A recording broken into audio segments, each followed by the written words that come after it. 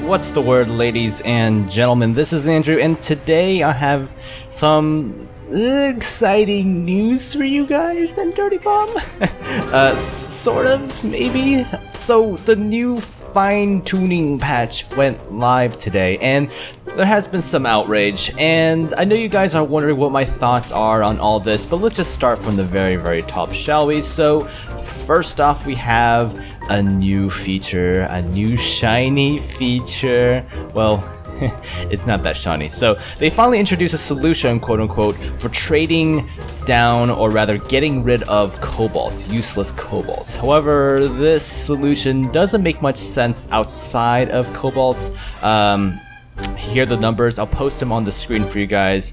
Essentially, you trade 3 cards of the same rarity, pay a credit fee, and then come out with a random card of that same rarity limited to the merc you pick. So for example, if I wanted a new phantom card, I would trade in 3 random cobalts, and I'll maybe get the cobalt phantom that I want, and I'll be 24,000 credits poorer.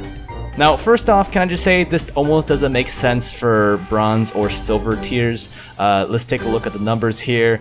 Bronze, it's 3 bronzes and 1,400 credits for a random bronze card of your choice. That's the trade-in option. Now, if you just want to do a trade-up, you put in 4 bronzes and dish down 2,000 credits for a random silver card of your choice. Now, the first option, you're literally decreasing your loadout cards for a gamble. I mean, if there's like a such thing as a loadout card net worth, yeah, that's going down for a gamble. At least with trade up, even if the card is terrible and trash, you'll end up with a silver or the next tier up in rarity. At least a silver is that much closer for a gold trade up. Now, I don't know about you guys, but I would much rather do the trade up rather than the trade in. You know, the same deal you can say with these silvers. You know, it will cost you 3 silvers and 3,200 credits for a random silver for a trade-in. Now compare that to 4 silvers and 4,000 credits for a nice shiny gold. Again, you know, it's a no-brainer for me. You know, I would much rather do the trade up, because at least I would have value left over to be used in the next trade up tier. The tricky part is, though, once you get to the cobalt level, you know, it's going to cost you 3 cobalts plus 24,000 credits for a random cobalt. You know, granted, you can pick the merc you want, but what if you get a duplicate, you know, or what if it's another trash cobalt? Cobalts are extremely expensive already.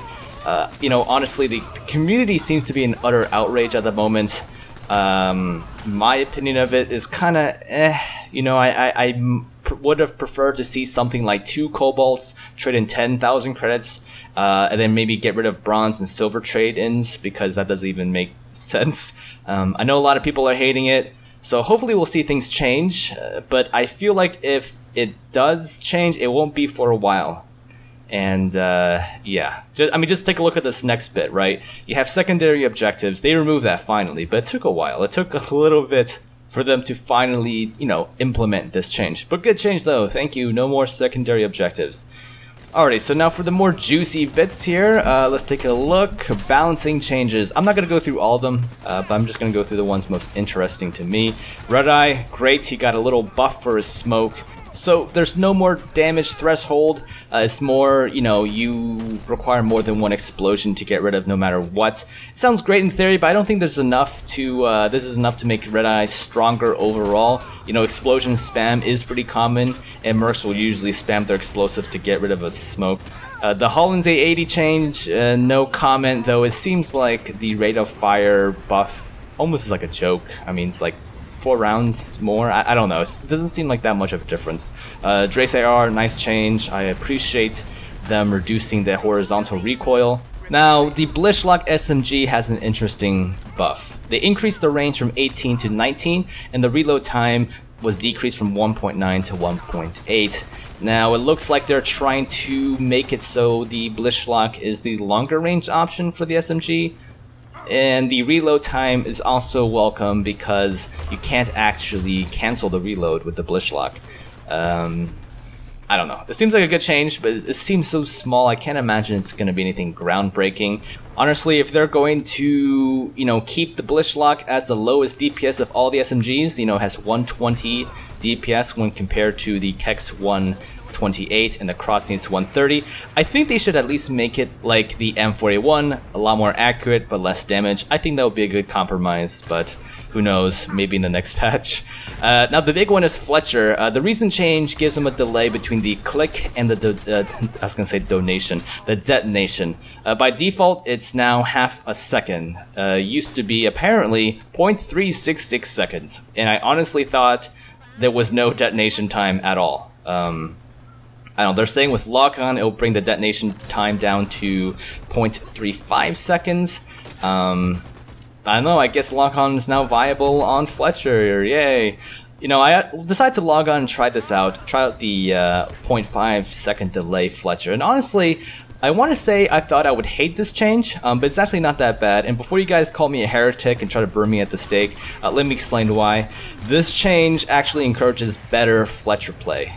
You have to land your stickies directly on targets more often. You can't just spam them too much. You can't just, miss an aura exploded anyways and still kill her because she's got low HP. You kind of have to, be a lot more careful. Now, this doesn't seem to matter too much if you're going for those long distance throws because the stickies themselves have a decently long travel time.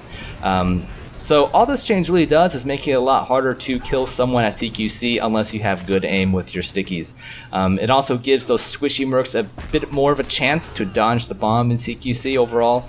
I think this is a decent change to Fletcher. It's sort of like a mini nerf, but it raised the skill cap a little higher, which is fine by me. Anyways, guys, I'll go ahead and link the full patch notes in the description for your viewing pleasure. These are my thoughts for now on the patch. Who knows, maybe they'll change later down the line.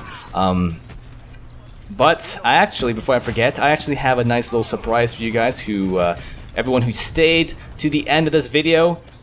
So I was on Reddit and I noticed someone posted some leaked images of future little cards and a possible clue as far as who the next merc is. I'll go ahead and show you guys here on the screen just a couple of the images now, and I'll also link you guys the images in the description.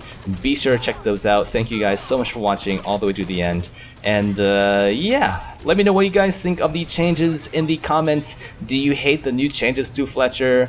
Do you like the new trade-in system?